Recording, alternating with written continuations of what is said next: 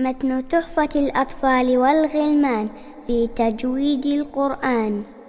مقدمة التحفة.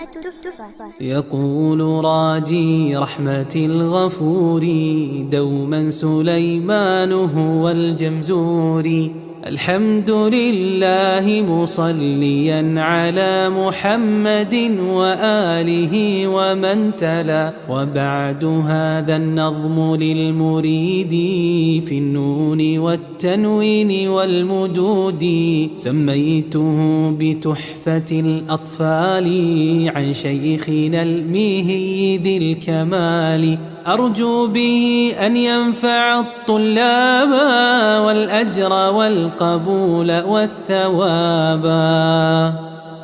أحكام النون الساكنة والتنوين. للنون إن تسكن وللتنوين